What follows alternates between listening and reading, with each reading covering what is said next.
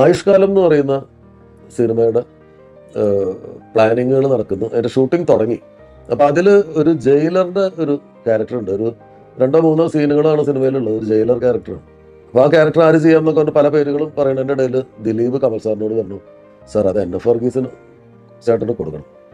അപ്പൊ ദിലീപ് അപ്പൊ കമൽ സാർ അതെന്താ നിനക്ക്?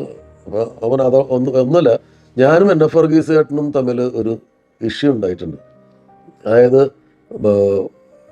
ഹരിശ്രീയുടെ പ്രോഗ്രാം ഉണ്ടായിരുന്നൊരു ദിവസം ഓസ്കാർ എന്ന് പറഞ്ഞാൽ അവരുടെ എതിർ ഗ്രൂപ്പാണ്, മിമിക്രി ഗ്രൂപ്പാണ്, അബിയൊക്കെ നയിക്കുന്ന ഗ്രൂപ്പാണ് ഓസ്കാർ. ബേബി പെട്ട എന്ന് പറഞ്ഞ ആളായിരുന്നു ആ സമയത്ത് അതിൻ്റെ ഓണർ. അപ്പം അവർക്ക് നാദൃശ്യം അബിയൊക്കെ ആ ഗ്രൂപ്പിലാണ്, ഓസ്കാറിലാണ്.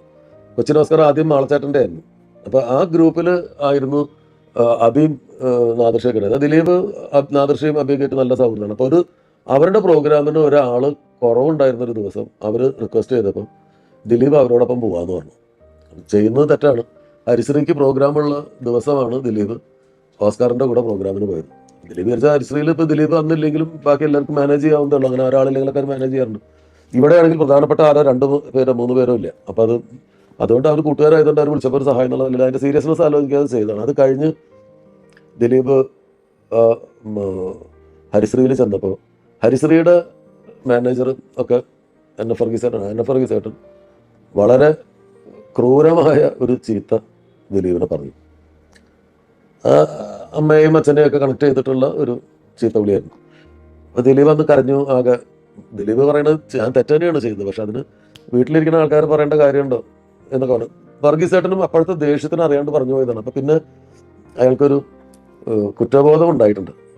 പിൽക്കാലത്ത് ദിലീപ് കമൽ സാറിൻ്റെ കൂടെ അസിസ്റ്റന്റ് ഡയറക്ടറായി എന്ന് അറിഞ്ഞപ്പോൾ NF വർഗീസ് ഏട്ടൻ പറഞ്ഞു പോലും കമലിൻ്റെയൊക്കെ പടത്തിൽ എന്തെങ്കിലും ഒന്ന് അഭിനയിക്കണമെന്ന് ആഗ്രഹിച്ചിരുന്നതാണ്. ഇനിയിപ്പോൾ അത് നടക്കില്ല, കാരണം ദിലീപ് അവിടെ ഉണ്ടല്ലോ, അവൻ മുടക്കും എന്ന് ആരോടോ പറഞ്ഞു. അത് അവർ ദിലീപിനോട് പറഞ്ഞു. അപ്പോൾ ദിലീപ് പറഞ്ഞു, ഞാനങ്ങനെ പ്രതികാരം സൂക്ഷിക്കുന്ന ഒരാളല്ല സാർ.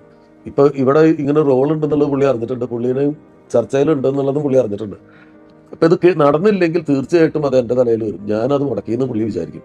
പുള്ളി അങ്ങനെ വിചാരിച്ചുകൊണ്ട് ദിലീപിന് യാതൊരു നഷ്ടമില്ല. ദിലീപ് അപ്പോഴേക്കും ട്രാക്കൊക്കെ മാറിപ്പോയി കഴിഞ്ഞിരുന്നു. പക്ഷെ ദിലീപ് അത് അദ്ദേഹത്തിന് വിഷമാവും എന്നുള്ളതുകൊണ്ട് കമൽ സാറിന് നിർബന്ധമായിട്ട് NF വർഗീസിന് അവസരം കൊടുക്കുന്നുണ്ട്. ഞാനും കമൽ സാറിനോട് പറഞ്ഞു, അത് കൊടുത്തേക്ക് സാർ, നമുക്ക് ആരായാലും എന്താ, അയാൾ നന്നായിട്ട് അഭിനയിക്കും, എന്തായാലും ആ ക്യാരക്ടറിൻ്റെ പ്രായത്തിനൊക്കെ മാച്ച് വന്നു. അങ്ങനെ NF വർഗീസിന് ആ സിനിമയിൽ അഭിനയിപ്പിച്ചു. അതിൻ്റെ കാരണം ദിലീപാണ്.